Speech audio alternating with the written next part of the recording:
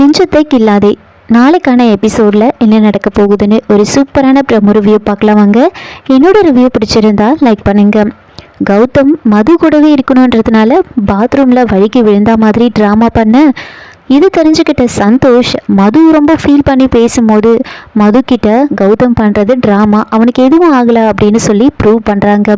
இதை பார்த்து மதுமிதா என் கூட இருக்கணுன்றதுனால நீங்கள் சின்ன குழந்தை மாதிரி என்னெல்லாம் பண்ணுறீங்க அப்படின்னு மனசுக்குள்ளேயே ரொம்ப சந்தோஷப்பட்டுக்கிட்டு இருக்காங்க. ஆனால் அவங்களுக்கு தெரிஞ்ச மாதிரி கௌதம் கிட்ட காமிச்சிக்க மாட்டாங்க.